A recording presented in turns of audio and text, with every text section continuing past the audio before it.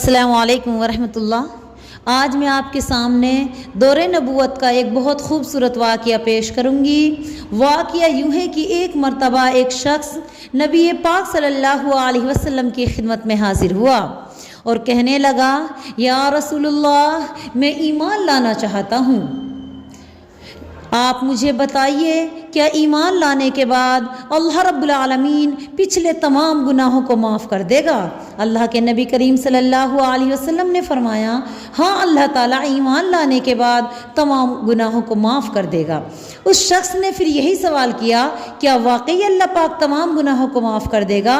اللہ کے نبی نے فرمایا، ہاں، معاف کر دے گا۔ اس نے پھر تیسری مرتبہ یہی سوال کیا، یا رسول اللہ، کیا ایمان لانے کے بعد اللہ پاک تمام گناہوں کو معاف فرما دے گا؟ اللہ کے نبی نے فرمایا، ہاں، اللہ پاک تمام گناہوں کو معاف کر دے گا، لیکن تم مجھے یہ بتاؤ کہ تم نے کیا گناہ کیا ہے؟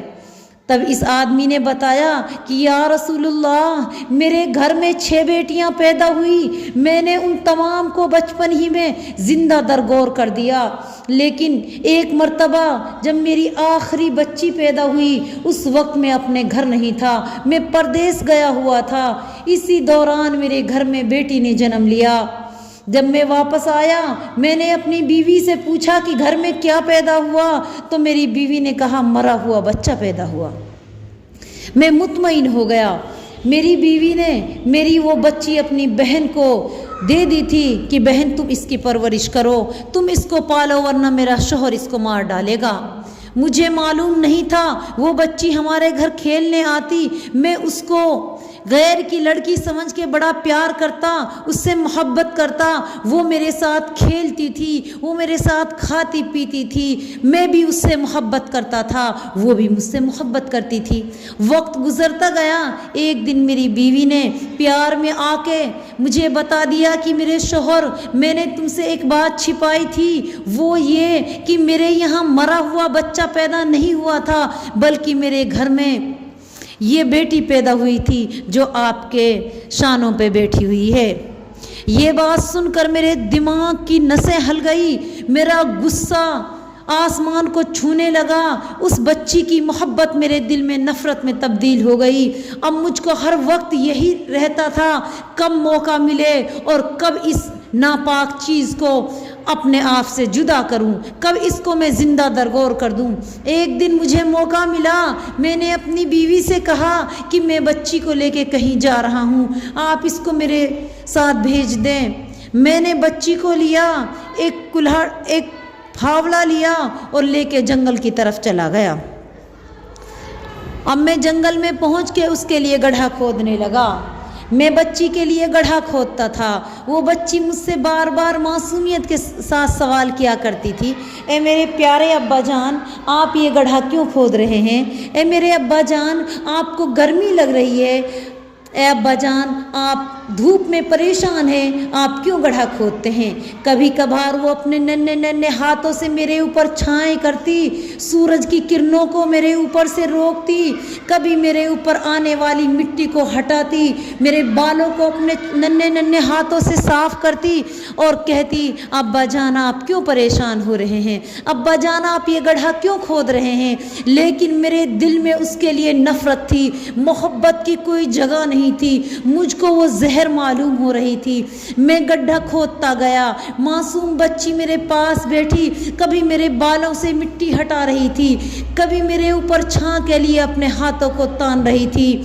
جب گڈھا مکمل ہو گیا تو میں نے بچی کو اس میں ڈالا۔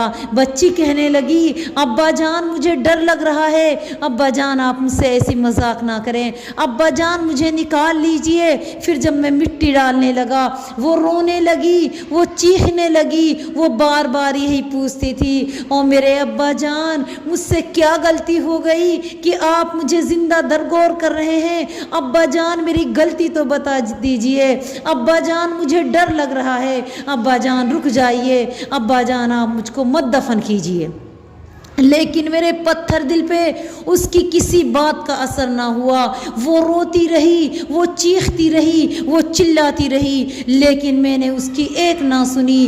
وہ زاروں قطار رو رہی تھی اور رو رو کے فریادیں کر رہی تھی، ابا جان مجھے بچا لیجئے، مجھے نکال لیجئے، میری سانسیں گھٹ رہی ہیں، ابا جان مجھے میرا گناہ تو بتائیے، میری خطا تو بتائیے، مجھ سے کیا غلطی ہو گئی؟ ابا جان میں کوئی غلطی نہیں کروں گی، ابا جان میں آپ سے معافی مانگتی ہوں، آپ مجھے معاف کر دیجئے، لیکن اللہ کے لیے مجھ کو اس گڑھے میں مت دفن کیجئے۔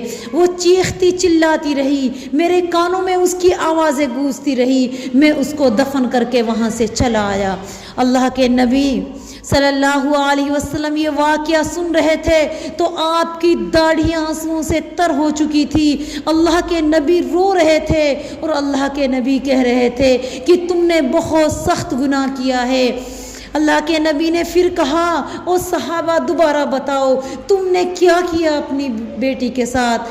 تو یہ تھا اسلام سے پہلے عورتوں کا حال۔ اسلام نے عورت کو فرش سے اٹھا کر عرش پر پہنچا دیا، اسلام نے ماں کے قدموں کے نیچے جنت کا اعلان کر دیا، بہن کو رحمت بتا دیا، بیٹی کو رحمت بنا دیا۔ یہ مقام اسلام نے عورت کو دیا ہے، ہم پھر بھی اس اسلام کی قدر نہیں کر رہے ہیں۔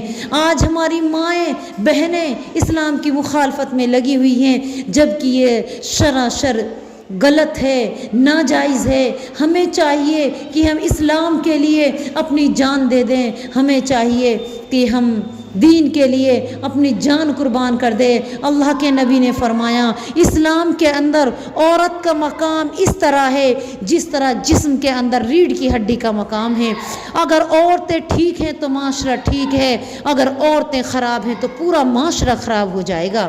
ہمیں چاہیے کہ ہم اسلامی زندگی جئیں، اسلامی اعتبار سے ہم مکمل طریقے سے اسلام کا پاس و لحاظ کریں، تبھی ہم صحیح معنوں میں مسلمان بن پائیں گے۔